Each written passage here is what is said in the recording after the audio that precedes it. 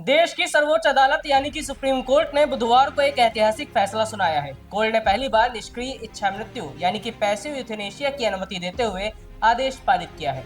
अदालत ने निर्णय मानवीय गरिमा और लंबे समय से चली आ रही गंभीर चिकित्सीय स्थिति को ध्यान में रखते हुए दिया है। इस वीडियो में हम जानेंगे कि आखिर क्यों सुप्रीम कोर्ट के इस फैसले को ऐतिहासिक निर्णय कहा जा रहा है। आखिर वो कौन सा मौलिक अधिकार है या वो प्रावधान है जिसके तहत सर्वोच्च अदालत को पहली बार ये निर्णय देना पड़ा, और साथ ही साथ ये भी जानेंगे कि किन्हें इच्छा मृत्यु की ये स्वीकृति दी गई है। नमस्कार, मेरा नाम है दीपक वर्मा और आप देख रहे हैं तरुण मित्र। सुप्रीम कोर्ट में जस्टिस जेबी पारदीवाला और न्यायमूर्ति केवी विश्वनाथन की बेंच ने भारत के इतिहास में पहली बार किसी को निष्क्रिय इच्छा मृत्यु की इजाजत दी है, जो कि गाजियाबाद के रहने वाले 32 वर्षीय हरीश राणा को दी गई। यह आदेश कोर्ट के 2018 के कॉमन कॉज फैसले के अनुसार दिया गया है, जिसे 2023 में संशोधित भी किया गया था। इसके अनुसार नागरिक को गरिमा के साथ मरने के मौलिक अधिकार की मान्यता दी गई थी। सुप्रीम कोर्ट ने आदेश दिया कि हरीश राणा को तुरंत एम्स में भर्ती किया जाए और उनका लाइफ सपोर्ट सिस्टम हटा दिया जाए। इसके साथ ही अस्पताल को ये भी निर्देश दिया गया कि लाइफ सपोर्ट सिस्टम हटाने की प्रक्रिया के लिए सभी जरूरी चिकित्सा सुविधाएं उपलब्ध कराई जाए। अब जानते हैं कि कौन है हरीश राणा। हरीश राणा मूल रूप से उत्तर प्रदेश के गाजियाबाद के रहने वाले हैं। वर्ष 2013 में वे पंजाब यूनिवर्सिटी में पढ़ाई कर रहे थे। उस समय वो चंडीगढ़ में एक पेइंग गेस्ट हॉस्टल में रहते थे। इसी दौरान एक हादसे में वो हॉस्टल की चौथी मंजिल से गिर गए थे। इस दुर्घटना में उनके सिर पर गंभीर चोट आ गई थी और उनकी स्थिति बेहद गंभीर हो गई थी। दुर्घटना के बाद से हरीश राणा की हालत में कभी सुधार नहीं हो सका। चिकित्सकों के अनुसार वह पिछले 13 वर्षों से परमानेंट वेजिटेटिव स्टेट यानी कोमा में है। इसके बारे में आपने अक्सर सुना भी होगा कि इस कंडीशन में व्यक्ति जीवित तो रहता है, लेकिन वह अपने इच्छा के अनुसार शरीर की गतिविधियों को नियंत्रित नहीं कर पाता, पूरी तरह से दूसरों पर निर्भर रह पाता है। मेडिकल रिपोर्ट के अनुसार हरीश राणा 100% विकलांगता और क्वाड्रिप्लेजिया यानी चारों अंगों के लकवे से पीड़ित हैं।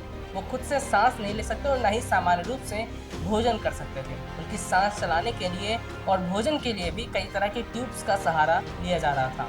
पिछले 13 वर्षों से वह बिस्तर पर ही थे और उनकी देखभाल पूरी तरह से कृत्रिम चिकित्सा उपकरणों और लाइफ सपोर्ट सिस्टम पर निर्भर थी। मेडिकल बोर्ड की रिपोर्ट में यह स्पष्ट किया गया कि उनकी हालत में सुधार की कोई भी संभावना नहीं बची थी।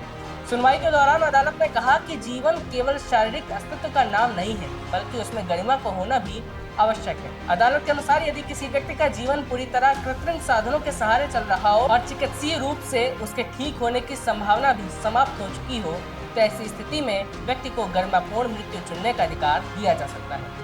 पीठ ने कहा कि किसी व्यक्ति को सिर्फ मशीनों के सहारे जीवित रखना, जबकि सुधारों की कोई उम्मीद न बची हो, कई बार उसकी मानवीय गरिमा के विपरीत हो सकता है। इसके बाद मेडिकल एक्सपर्ट्स की राय, मरीज की स्थिति और मानवीय पहलुओं को ध्यान में रखते हुए सुप्रीम कोर्ट ने हरीश राणा को निष्क्रिय इच्छा मृत्यु की अनुमति दे दी है। अब जानते हैं कि क्या होता है पैसिव यूथेनेशिया। कानूनी दृष्टि से पैसिव यूथेनेशिया यानी कि निष्क्रिय इच्छा मृत्यु का अर्थ है कि मरीज को जीवित रखने के लिए दिए जा रहे कृत्रिम उपचार या लाइफ सपोर्ट सिस्टम को हटाया जाना या फिर बंद कर दिया जाना, ताकि उसकी मृत्यु प्राकृतिक रूप से हो सके। ये एक्टिव यूथेनेशिया से बिल्कुल अलग है, जिसमें किसी दवा या इंजेक्शन के माध्यम से जानबूझकर मृत्यु दी जाती है। भारत में एक्टिव यूथेनेशिया यानी कि सक्रिय इच्छा मृत्यु अभी भी कानूनन प्रतिबंधित है, जबकि कुछ विशेष परिस्थितियों में अदालत की अनुमति से निष्क्रिय इच्छा मृत्यु की इजाजत दी जा सकती है। आपको बता दें कि भारत से पहले दुनिया के कई देशों में कड़ी कानूनी और मेडिकल कंडीशंस के साथ इच्छा मृत्यु की अनुमति दी जा चुकी है। यूरोप में नीदरलैंड्स, बेल्जियम और लग्जमबर्ग जैसे देशों में जहां डॉक्टर की निगरानी में इच्छा मृत्यु को कानूनी मान्यता प्राप्त है। इसके अलावा स्पेन, कनाडा, कोलंबो, न्यूजीलैंड में भी गंभीर और असाध्य बीमारी से जूझ रहे मरीजों को विशेष परिस्थितियों में जीवन समाप्त करने की अनुमति दी जाती है। इन देशों में आमतौर पर ये शर्त होती है कि मरीज असहनीय पीड़ा से गुजर रहा हो, बीमारी लाइलाज हो और उसने अपनी इच्छा स्पष्ट रूप से व्यक्त की हो।